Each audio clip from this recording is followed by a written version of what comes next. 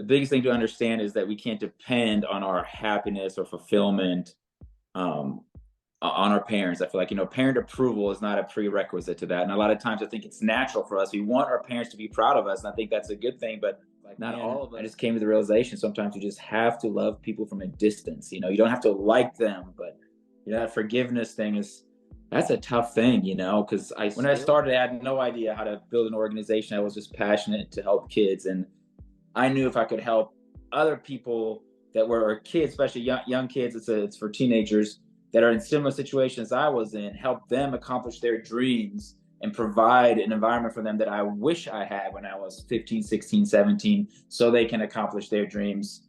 And if I see that happen, I would redeem my own. Welcome back to Empower Your Life show. Cindy Marie here. Our next guest, who recently published his book, Redeem the Dream, The Song in Your Heart, was born and raised in Germany.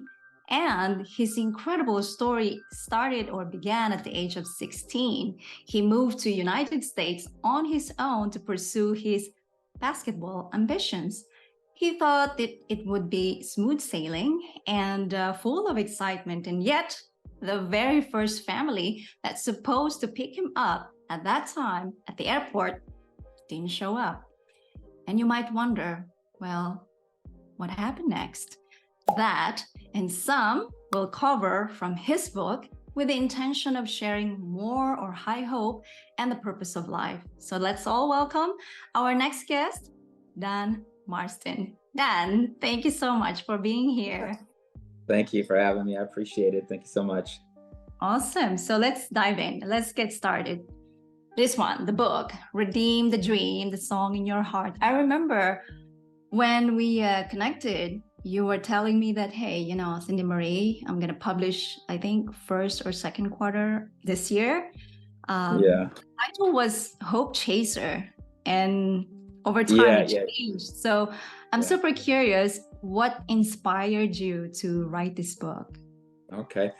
Well, so many people everywhere I went. I traveled all over the world and met so many different people, and everyone that heard my story, and still when I speak about it, I say, man, you need to write it down. And I never really took it too serious, even though I always enjoyed and loved to write.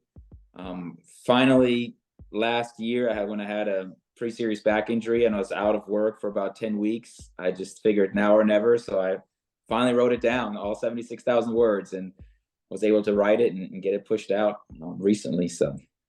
Yeah. And what really pushed you on top of that, many people influencing you to write it down? Is there any specific takeaways that you would like to share or hopeful to bring out to the people who perhaps going to read your book?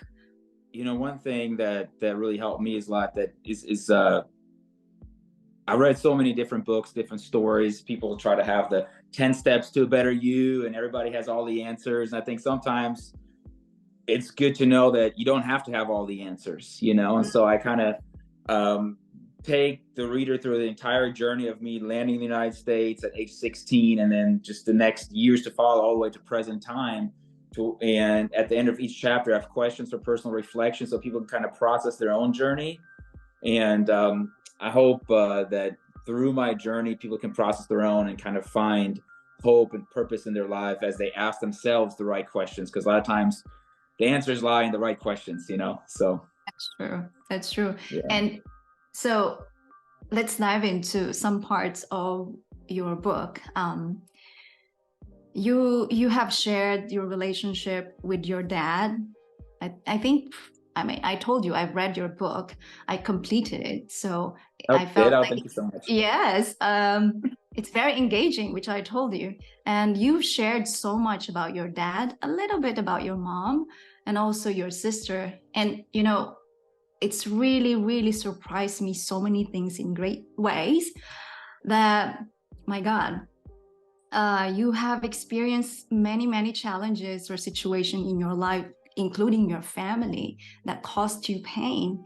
And what surprised me, on top of realizing how much you have really kind-hearted Dan, but also giving people you believe in them, giving them many chances despite what you felt. And so I'm super curious, like from your childhood, for example, your dad or your mom, because these are the people that actually so much in depth in terms of pain, if I can say that. What have you learned from these people from childhood to now? You can share a little bit of what you experienced, if you may. In your book, you shared so much about your dad, and I'm like, wow. I'm not going to spill everything because we want people to grab the book because it's really, really engaging. But I just like, when I was reading at that chapter, I'm like, wow, Dan. For me, I couldn't like, how could you, not in a bad way, like it's full of surprise that you managed to, give your dad a hope and believe that he is going to be a better dad. He's going to be better and better. And yet, still showing up that way, and you're still giving hope. So what have you learned from these people? Share with me.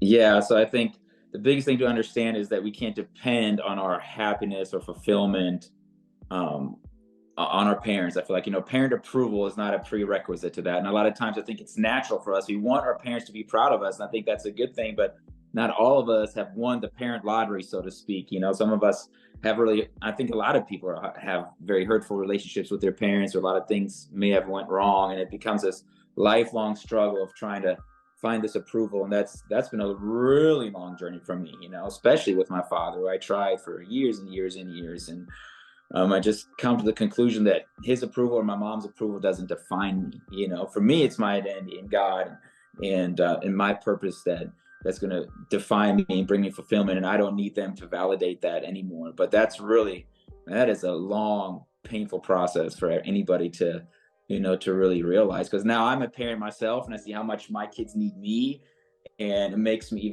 it was really easy to get distracted into anger when you see that relationship where I see how much my kids need me. Now I realize even more how much I needed my parents, and especially my father, who was never there.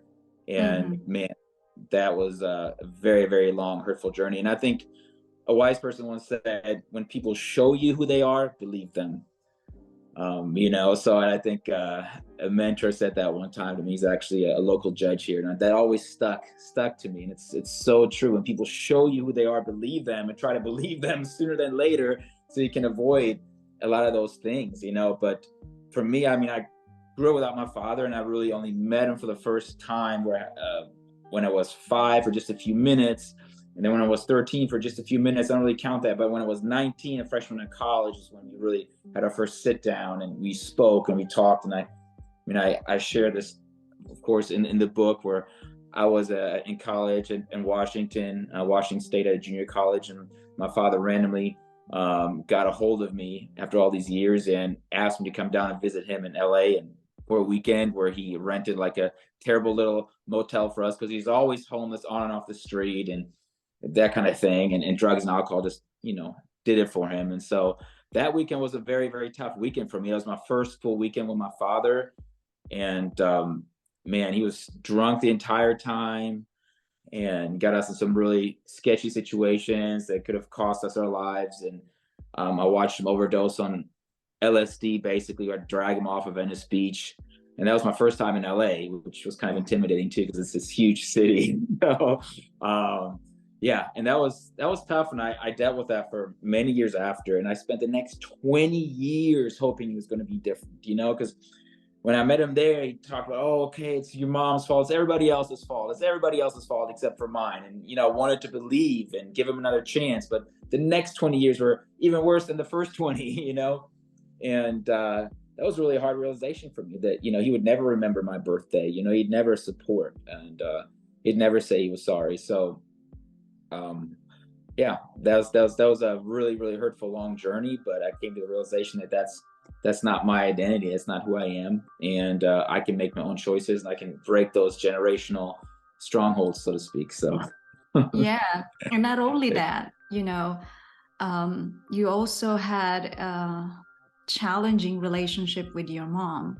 And one of the things that I was super curious when I was reading your book, I felt like I'm behind the scene, like watching you, what's Yeah. happening. And you didn't mention much about your sister, but I know from that book you didn't also have a great relationship with your mom. And when you share the story that you met her and her husband, I think you also mentioned about when you brought your fiance at that time. I remember that. Yeah. And then Yeah. how weird Oh the my gosh. husband. So share with us a little bit from that point of experience, because after that experience, I don't think in that book you mentioned anything your relationship with your mom. So could you share us with that point, the first and the second, and then what came up until realization that you have learned from your mom at this point? Man, that was a really tough one for me too, because growing up was tough, but I realized even when I was 15, 16, when I was 16 and I left the country on my own with that one-way ticket, that it's hard to be a single mom. It's hard to be, on government assistance and trying to raise two kids by yourself. And so in my mind, when I left, I still thought, man, I'm going to make my mother proud. I'm going to go to America. I'm going to make it, live this American dream and all that. Yeah. And just do it. And I was really disappointed when years later, she met another man online and moved to California. And, um, she was always this dream killer to me. She, you know, never was like, man, yeah, you can do it and stuff, in a lot of ways, because she was struggled with her own issues and depression and things. And, um, man, I remember even her coming to my college campus, and it was kind of an older campus. And she's like, oh, can you even get a job when you graduate from this place? And I'm the first one to go to college in my family, pretty much. I'm like, you think she'd be, and I'm paying for it all myself, man. And that was kind of hurtful, and it just got kind of worse from there. And um, you know, I think that I mentioned that one summer when I was there, where she withheld food from me. I was the summer that I spent a summer with my father, who was also in LA. And then, my mom was there as well with her husband, who was wealthy to me, not rich, but making a deep six-figure income. So plenty of money to support someone else with food. And, when I asked to spend the rest of the summer at their house, I mean, I hadn't been eating with my father, and I came there and my mom literally took food away from me. And that was just really, really, really hurtful for me. And I kept trying with her as well, even though she starved me and did those things to me. And uh, years later, I tried again, and I brought my fiance at the time, Yes. for Thanksgiving. So that was really, really awkward to me. And I struggled for a long time. Like, is this normal? I don't think this is normal. I bring her in, and, they have a nice house with, cars and motorcycles and things. And her husband was, immediately when we walked in the house, wanted to show her his motorcycles and ask her if she wanted to go on a ride with him, just him and her on his motorcycle. And I was standing right there. He didn't ask me. He just asked her. And she's like, no, thanks. She didn't want to be mean. I mean, she's just meeting Yeah. my parents, so to speak. And of course, he's not my father, but my mom's new husband. And gosh, the next morning, she had like a little kind of guest apartment that was attached to the house where she was staying. And that next morning, I was sitting with her. She had just gotten out of the shower, had like a towel around her head, and was packing her bags. And I was sitting on the bed. And so that's kind of the scene. We're talking, and the door's closed. And my mom's new husband had no idea I was in that room, but he knew she was in there. And literally, without knocking, he comes in pretty much, Mm-hmm. and has a camera and looks right at her and asks her if you can take a picture of her. Like, what if I wouldn't have been there? Like, what if she was like naked or whatever? That was so, you don't just bust in someone's, and she was just like, I guess, and I was like, couldn't believe what I'm witnessing. And he literally took a couple pictures of her and left and closed the door. And I looked at her and I'm like, this is really, I'm sorry, this is strange. Let's go, packed her bags, and we're trying to get out of the house. And he once again tried, hey, are you sure you don't want to go on a motorcycle ride with me? Mm-hmm. And at this point, I answered for her. I was like, no, I'm sure she doesn't. And we walked back outside, about to get into our vehicle. I'm on the driver's side, she's on the passenger side.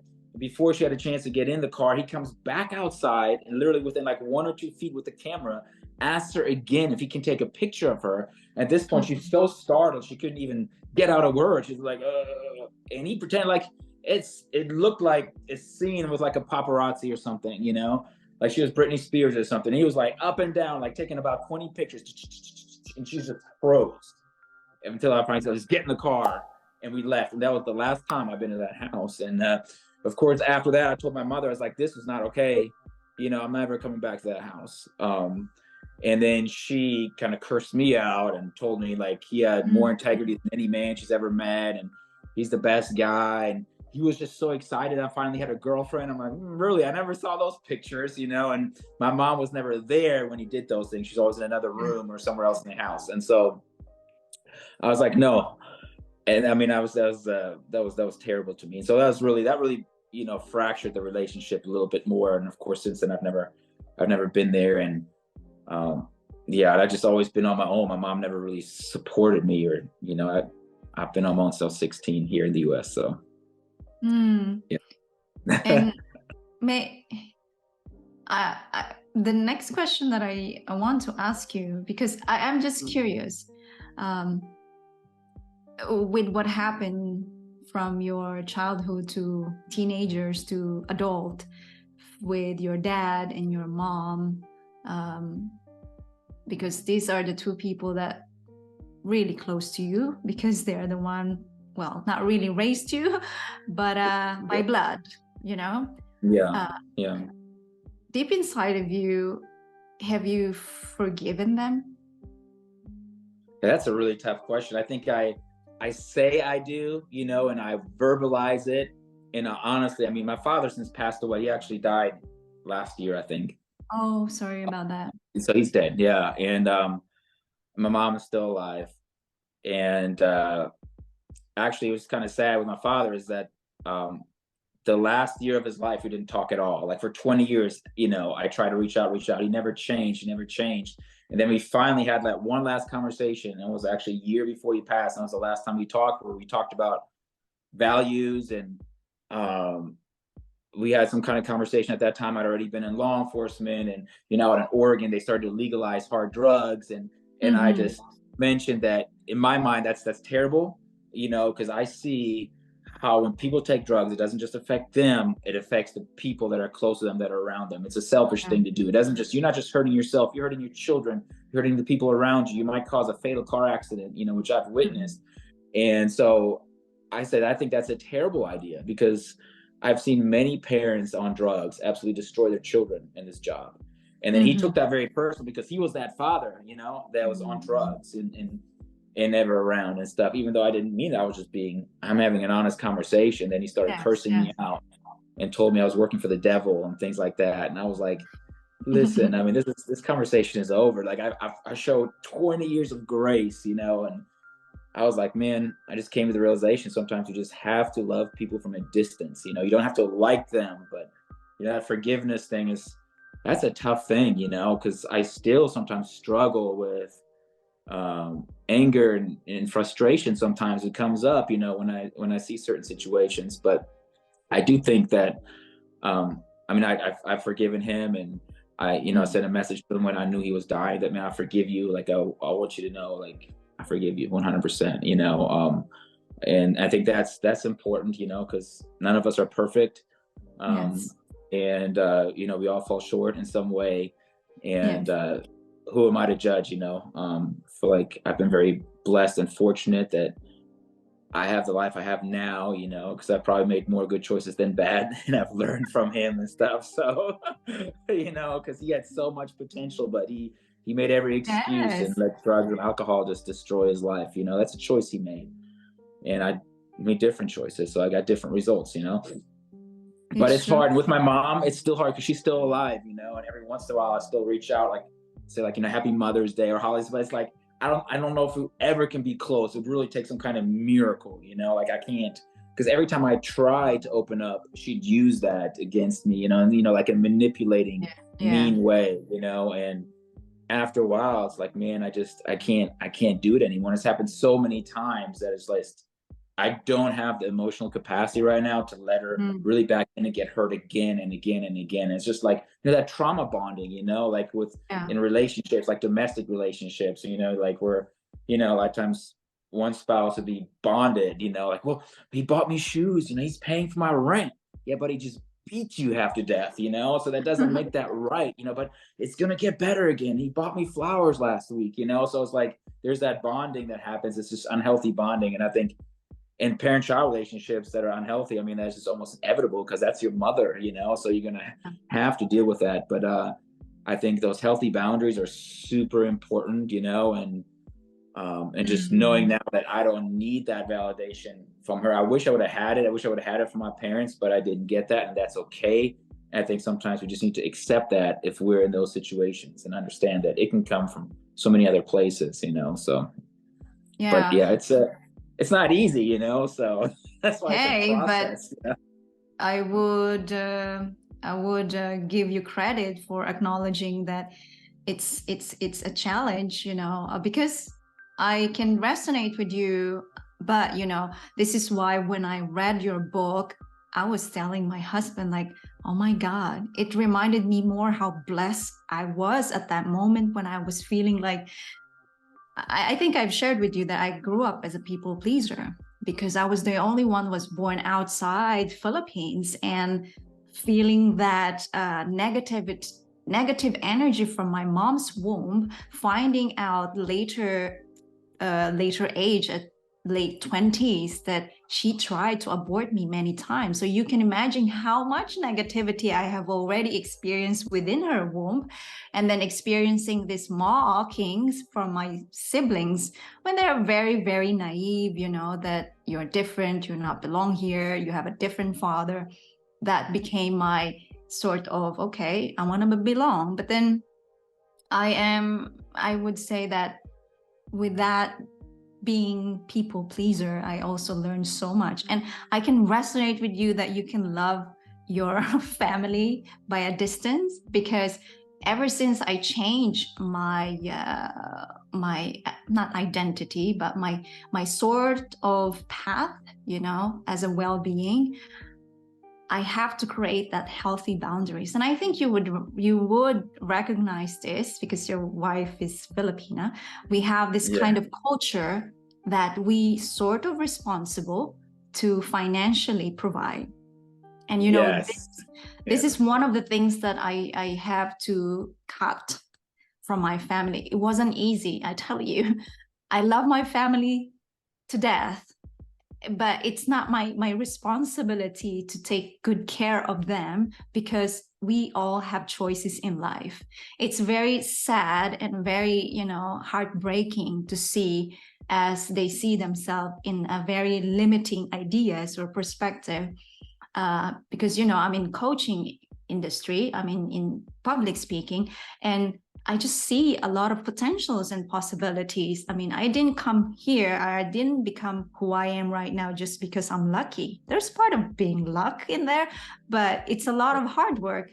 And I think you would agree. I mean, people, well, when you're watching or listening right now, when you grab Dan's book, it's just gonna give you such an incredible realization of how much blessed we are. I never experienced what you have experienced. So, and you really, really have that big heart, I must tell you, because when I have experienced multiple times of being in pain, that's how I created my wall. Because I never grew up just like you, father figure. I never had that. So I had to stand still. And, being in abroad for many years of my life, being a woman, you have to be strong. So being feminine wasn't that common for me. I didn't know that. So Uh, showing my tears and all of that was not familiar for me. But when I met my husband, so he actually unpacked the softer side of me, which I'm very grateful. And you kind of realize, oh, because I didn't, this is kind of like a lyrics of the song, I didn't know what love was Yeah. until I finally met the right person. And I could tell you that he's the person. He allowed me to see the other side that I didn't see at that point. And it's still a journey for me. Just like you know, we both love our family, but I think many people who are listening or watching right now can resonate that many of us not at that close, especially when we chose a different path from many people. Like you are doing an incredible job, and then you're taking a very serious project of yours in your police enforcement. And you mentioned so much about realization, what you have learned from these people. Now, let's talk about what you have learned about yourself. And one of the things that I remember super clearly, I don't remember whether it's an Egyptian church, a family who actually Ethiopian. proposed you. Oh, sorry, Yeah. utopian, who Yeah. proposed you $10,000 of money for you to marry the daughter, and then because you have the belief and hope that people are very genuine, and you accepted that, and then in the end you realize that that's just a matter of playing games, and you also you didn't accept the security, the protection from the police or the security Yeah. officers, and then in the end it was tough for you. And I'm super curious, and you, in this story as well, or in this book, you have also allowed many people in your life, not only your family, but also good friends of yours that has promised you. And then in the end, they didn't make it up as what they promised. And I'm super curious. So what have you learned about yourself through these journeys, about other people that made you realize, oh, that one doesn't work for me? So for example, for me, ever since I started doing this coaching journey, I became more conscious or cautious with my words, because I don't want to spill anything negative to you, because that will bounce back to me. So I'd rather have, as what the church or God in faith, just keep up growing the victory. So talk about victory. And so let's hear yours, realization of what have you learned about yourself with this journey in this book? One, like quite a few things. A big thing to me is that that I've learned, I feel like, is that it's important to err on the side of grace, when you're dealing with people. And that's because there's always moments when we need grace ourselves, we need people to show grace. And it's important now, especially like that incident that you mentioned when I got into it with this Ethiopian family, and that was pretty serious, and I was super desperate, and so I agreed to something I normally would have never agreed to because I was vulnerable, and vulnerable people are always going to be taken advantage of, and people will see that, like vultures, and they'll jump on it when they see an opportunity. And so I couldn't believe that I did this, that I agreed to marry someone basically for money or for an opportunity to stay living indoors and have food and resources that of course never happened. But yeah, when I was investigated or basically interrogated by the federal government in that sense, Homeland Security, and that agent that day, I wish I would know his name, maybe know who he was and go back and thank him, but he did not criminalize me, because he saw me as a victim, and that really changed my life, because if he would have chose something different, which he had the lawful right to do, then I in a very, very, very, very bad spot. But he showed grace and offered me federal protection, like you mentioned, and I didn't take it, which I wish I would have.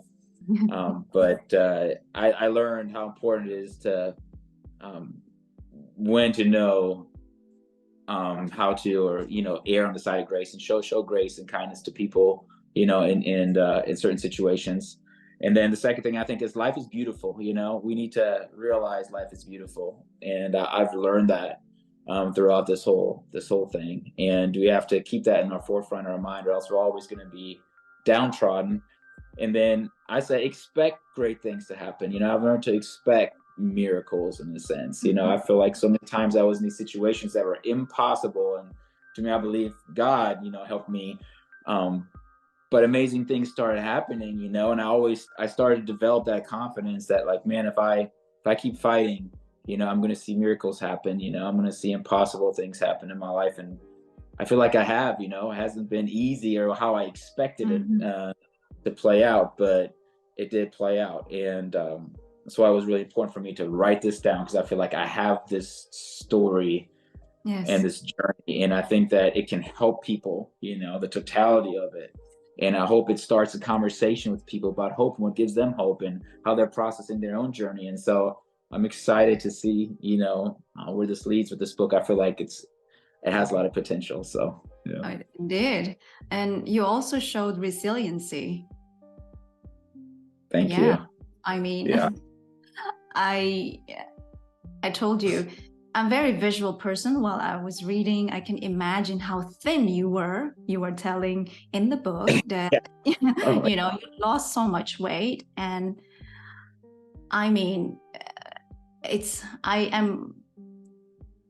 I can't say any words to express, but the other thing that I have told you just now, the word resilience. You keep on showing up, and I think, and I'm super impressed and amazed on how you have this strong faith in the highest power. I no, you mentioned about something, why me, because it also happened to me back then when I first moved in Singapore, and I felt homesick, and then I felt like everything was going wrong, and I asked the highest power. I said, why is all always happening to me? Da, da, da, da. You think I'm very strong, but then Yeah. over time, I just realized, as what everyone will always say, there's always reason why the universe or the highest power put you there, because knows that you have to experience that. So the next journey of yours, your battle proof, if we could say that. So yes, you have so much resiliency within you that you can share to other people. And not only that, the incredible journey that you have experienced, the basketball journey, you had an incredible experience with that. And I am super curious because you mentioned through the injury, was it the final reason why you gave up the basketball ambitions? Uh, that's what kind of I think ended it in a lot of ways, is that bad knee injury at the end in Germany. And that's another the reason I'm so passionate about helping, marginalized individuals, because like when things like that happen to you and you don't have a strong support system, it's really hard to bounce back. Because, now I had this injury I had to take care of, I had to go back and, get myself back together and train and things. But then if you don't have the support to how are you going to pay your bills, where are you going to live, and all these different things that you would have with a family don't have. And now surviving just becomes a priority. And now the years pass and you get older and older. And of course, it's like, like any other job, like if you haven't played, several years and you're trying to get back into it, it's like, what have you done the last 3 years? Just working normal jobs. It's like trying to apply for another job and showing that you haven't worked in the last 3 years, so it gets harder and harder to get back into playing. It's very, very difficult in that sense. But that injury really was life changing. And I asked why me on that for many years, man, because I feel like if I wouldn't have been injured then, I could have had a long professional career. I know in my heart, but it just didn't happen that way. And I tried until I was like 31, I think. And then I finally decided, okay, this is it, because I gave up so much. I was so focused on that, all throughout my 20s into my early 30s, that, I was just working menial little jobs so I can keep training, while other people are focused on their career and getting ahead and stuff. And sometimes you look back, was that the right decision? Should I have just gone into a different career right out of college? But I have no regrets, because that was my dream and I got my dream. It didn't play out the way I'd hoped, but, I got to play at those levels and meet those people that I used to watch on TV and, now be their peer and things like that. And just those experiences, you can't put a price tag on it, so in those relationships. And And so I think it's really important to not be afraid and to just go for your dreams, because I mean, you only have one life to live, and you want to make the most of that, and you just never know when it's over. So many people are just so afraid to step out and pursue their dreams, and then they just, I think that's the key to joy, is like having those dreams and going after it, So, Yes, yeah. but yeah, But that's but yeah. also, you mentioned multiple times the dream, and that's also how Redeem the Dream nonprofit organization born, right? And I think it was operating for almost 7 years. Is that right? Yeah.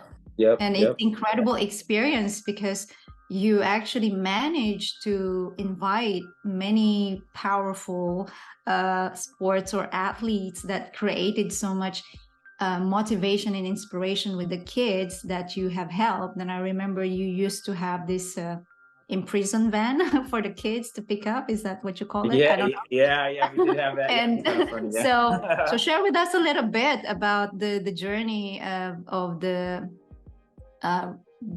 Redeem the Dream nonprofit organization, and what made you decided that yes, at this point we have to close it, because then, because I think it's the reason why I'm asking. I think it's super important to know when to stop, and it's not, which we're going to talk about that in a while, the failure, right? You have decided, you saw that, you felt that this is it. Just like when you decided that the basketball is no longer for you, and then your second baby project also kind of have to stop. What made you decide that this is not going to be it for any longer? And what have you learned in that situation in terms of, let's say, in business? Because I think nonprofit organizations still a part of partially business. You still have to promote yourself, what you do, so you can also create funds. And what have you learned with that journey as being, I would say, the owner of the nonprofit or a founder of nonprofit organization? Oh yeah, I learned a ton, because when I started, I had no idea how to build an organization. I was just passionate to help kids, and I I figured that my dream as far as basketball and different things was kind of cut short with that injury, and I kept trying to go back, and it didn't really work out. And so I kept asking myself, how can I make use of my story? And so that's where that whole redeem the dream idea came from, to where I knew if I could help other people that were kids, especially young kids, it's for teenagers that are in similar situations I was in, help them accomplish their dreams and provide an environment for them that I wish I had when I was 15, 16, 17, so they can accomplish their dreams. And if I see that happen, I would redeem my own, and so like by helping others accomplish theirs. And so Yeah. I felt like that's how I can make sense of my story. I had to use it somehow. I couldn't just do a normal job. I figured I have to do this. And so I took $50 to the bank and opened a business account, and they kind of laughed at me, and never looked back. I raised $250,000 in 6 years. And just, I know it's not huge to some people, but it's huge to me. And it's amazing to see like what has been done. Like I've never seen a youth organization like this anywhere since then or before then. And how, I mean, we had very little resources, and I would reach out to Olympians and people like that, and they would just come, and I couldn't really pay them, but they would come and talk to our kids. And we had, soccer coaches flying from Germany 3 years in a row to provided soccer camps. And we had, weekly meetings. We'd feed the kids every week. We'd pick them up, and we'd have these hero nights where instead of me speaking once a month, I would interview somebody who's winning in life to give these kids examples of success, because a lot of these kids, they didn't have examples of success around them. They didn't have a rich uncle or a dad that's successful. They just saw failure all around them and misery. So I wanted to introduce them to success and give them an opportunity to connect with those people and build connections that now they have people in their phone that they can call that are successful and things like that, and create a different circle for themselves. And so that was the whole idea. And it was just absolutely incredible. Like we had some really, really cool moments with some really, really, high profile people. Some of them, Yeah. still play. One guy plays still Major League Soccer in Orlando, Kyle Smith, and he was one of our guests that we had some powerful moments with. And then a Christian music artist, Michael Cochran, who's now he's won his first Grammy. He's playing these huge arenas now, filling up these huge arenas and in the Grand Opry in Nashville and things, and millions of views and stuff. And when he first started, I met him when he very first started, when nobody knew who he was, and he would come and lead worship and sing for like just 15, 20 kids in our like multi-purpose room, and have those pictures in my book too. And now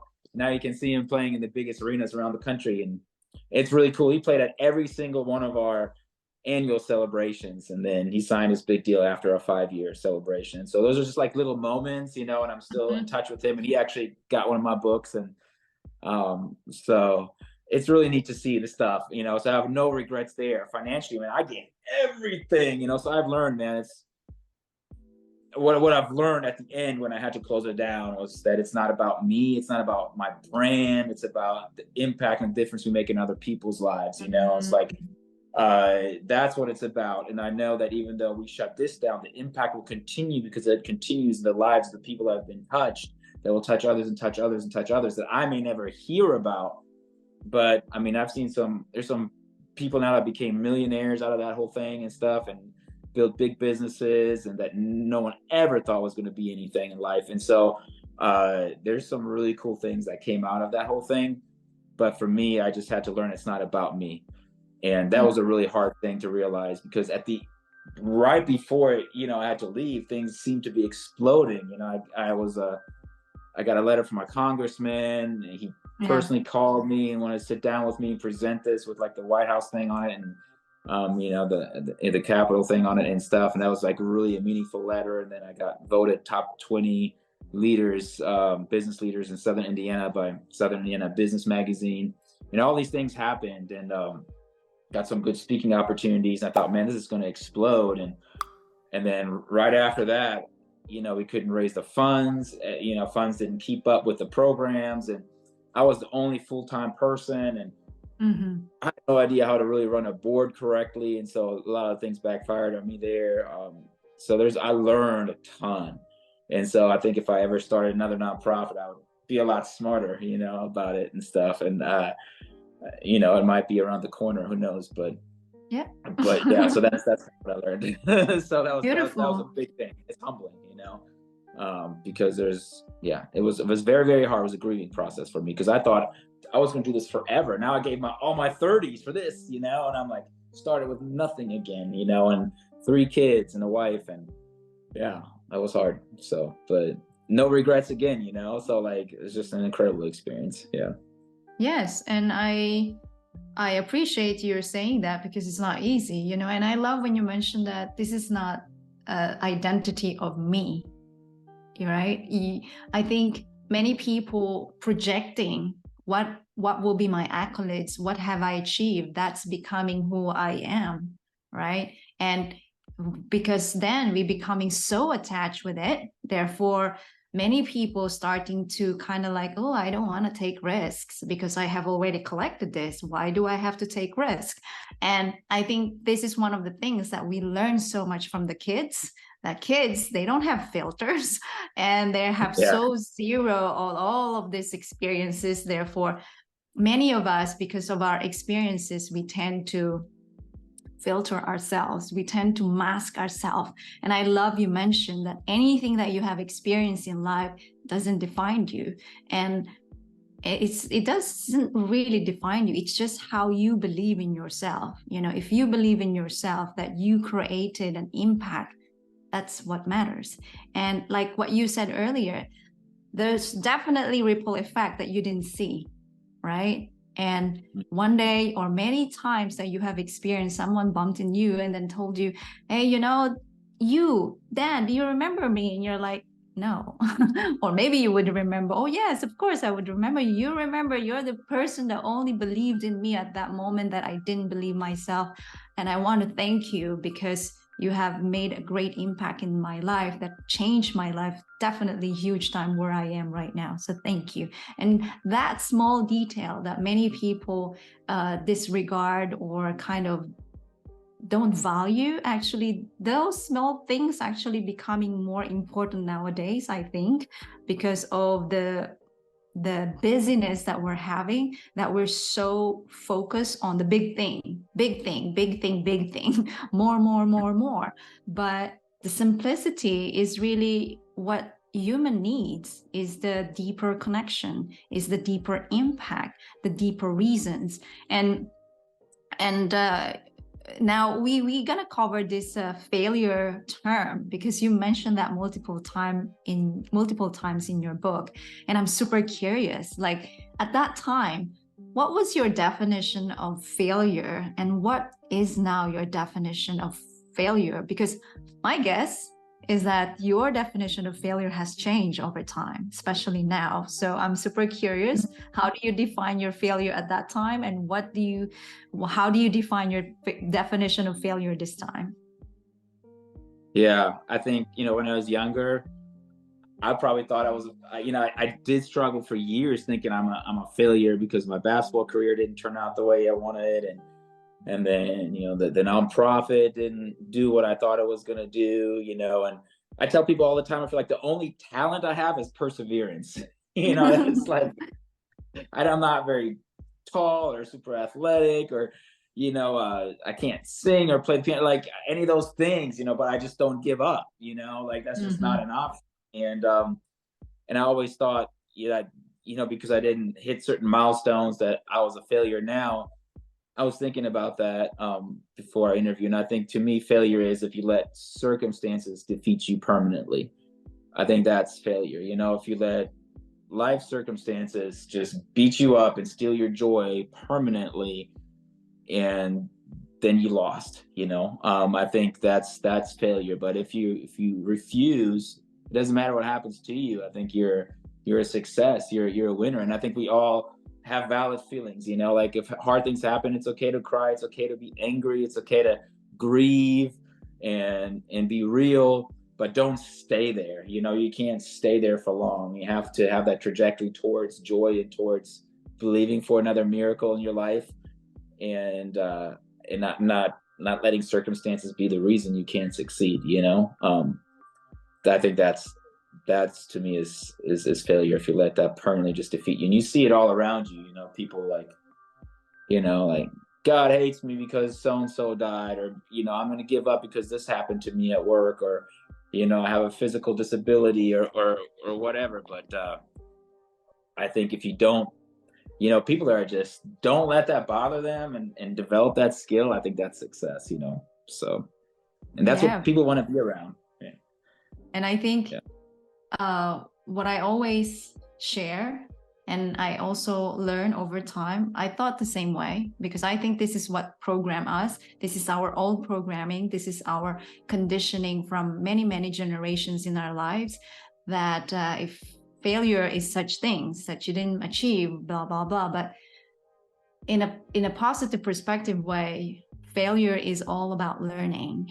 When you don't, it's not even normal for me to say that, because I don't want to embody that in my vocabulary, in my well-being. It's all about learning. So when you learn, you're going to experience so many hurdles, challenges, but without that, you're not going to uncover who you can become, or who you are meant to be. And what you said earlier, everything here is actually temporary. We are some sort of renting this place, and the main thing important is that how you create an impact. And I love that even now, with what you're doing, you're still like diving into more serious challenge or problems by not only women or men, but many people who are part of this human trafficking, right? And with this position that you are doing right now, and then on top of that, having family growing, right? A provider, and also a husband, a provider, a dad. Like, I'm super curious nowadays, how do you keep yourself optimistic, Dan? Yeah, it's funny. Like, the world seems to be falling apart around us, but I'm doing better than I ever have. So, I'm trying to take it all in and enjoy it.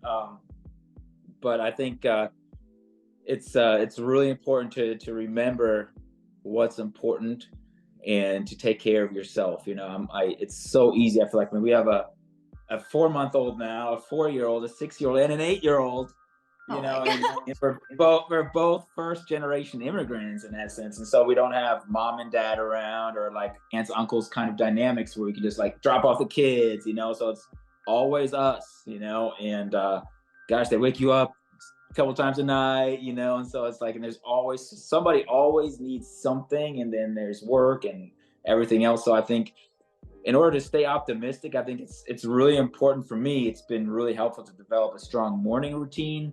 So I've worked with kind of a coach that like people that are successful, they have like really good morning routines. It's really important. And, so for me, I wake up, I drink a glass of clean water, I stretch, do a little exercise in that sense. And then I have my little prayer time, my study time a little bit, and just reflect on my goals. I think that really keeps me positive and keeps me going throughout the whole day when I have that going for me. And then I try to really be careful on who I surround myself with, and to still have goals. I feel like a lot of people stop dreaming when they reach a certain age. Like, oh, it's over, man. Like, oh my goodness, 5 more years and I can retire. Like, forget this. Like, it's like, those attitudes. It's like, oh my gosh, everything's horrible. So it's like, no, like you should still be excited about that next step in your life, no matter how old you are. And keep chasing that next dream. And I think there's as long as we're alive, we have a great purpose, and you never know what can happen. So I think, so those are the things I need to do for myself, like healthy diet, that morning routine, my connection with God, and being around the right people, and then constantly like having a clear vision, of where I want to go next, and be excited about that. Remember as a kid, you want to be this basketball player. It makes you so excited, like that's all you want to do. And I try to hang on to that same excitement towards, and I think it's an art, because life will beat you up, beat you down, and it's not easy. And the older we get, the more responsibilities we have, and the more it becomes less about us. Because gosh, I got 5 people counting on me now. I'm like, oh my God. Like, the weight of that sometimes feels really heavy, because I was on my own for so long. But it's a real blessing. And so remembering that, practicing gratitude too. It's, we all have to be grateful for, right? That just reflect on,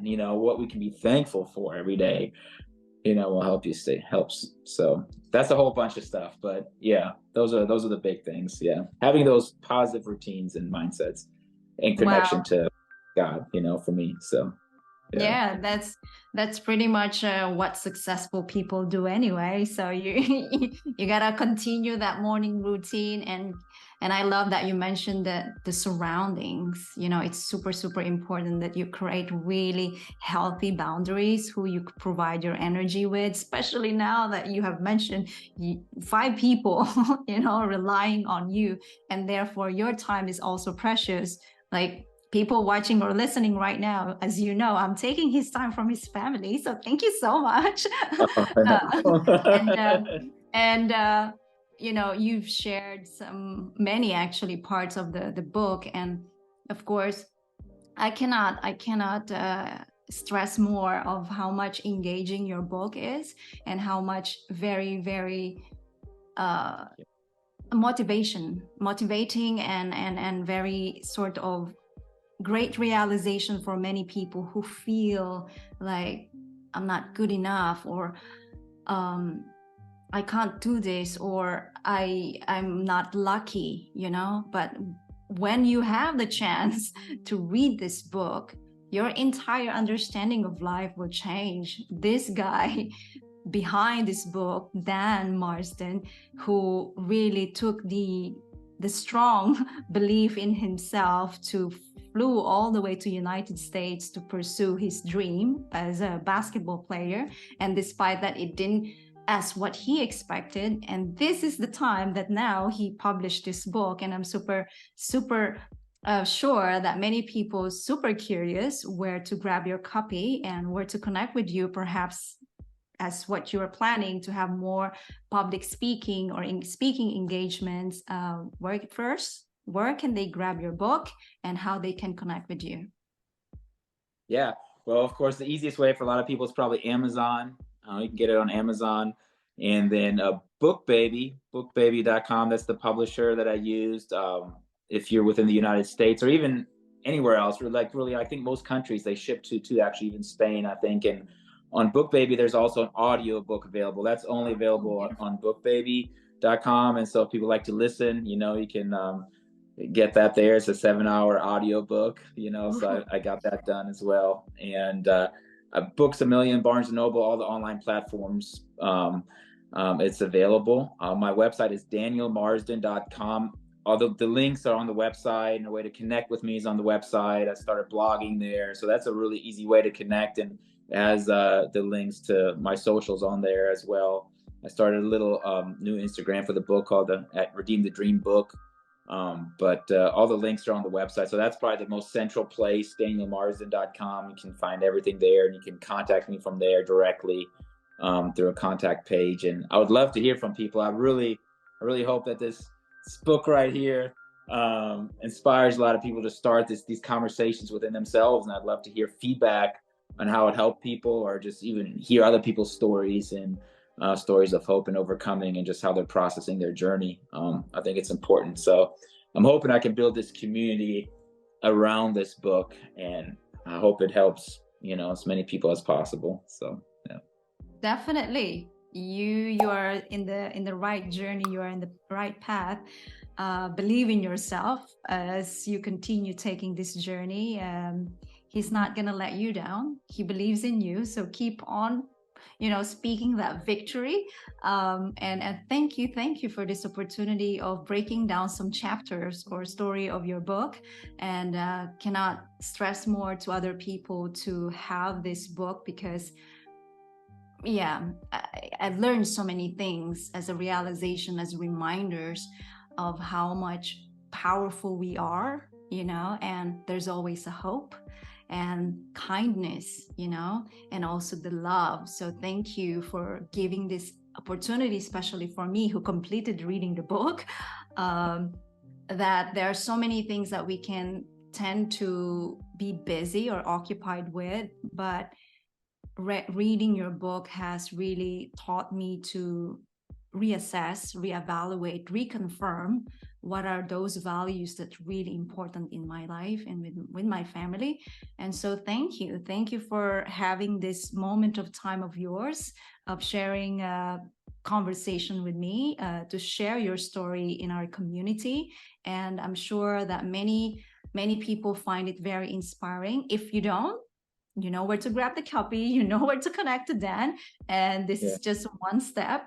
And remember, everyone watching or listening right now, as what Dan mentioned earlier, as we grow older, whichever age you are right now, play enthusiastic, keep excited with life. And I know that many people, as we grow older, tend to have fear of taking risks. But without taking risks and being bold and courageous in life, I'm telling you, life might get boring. So I think Dan would agree with that, right? Yeah, oh yeah. So I know it's a lot of challenges coming, but I think that's also the purpose of life. It's a roller coaster. So live with that. And I'm super, super grateful. Thank you so much, Dan. And thank you so much for everyone watching or listening right now. With yours truly, Cindy Marie, here to empower your life. Thank you, Dan. Thank you for having me. I appreciate it. Dan showed us great perseverance, resilience, optimism, and more, not only through that conversation, but also in his book, worth grabbing that copy. And so through this episode, what have you realized that you may have given many chances in your life, and it's time to create healthy boundaries? Or the identity that you've been holding for so long no longer serving you, and it is time for you to let go. Drop your comments below, and I would really, really love to hear from you. And for our Empower Your Life show to keep growing organically, more amazing and incredible guests to share their stories and expertise and to reach more people to transform and empower lives, hit the subscribe button and share. Until next time, remember, stay optimistic, continue living life full of excitement, focus on growth and possibility, keep taking action, believe in yourself, stay on your game because you've got what it takes to achieve your dreams and make an impact on this planet. Be unstoppable.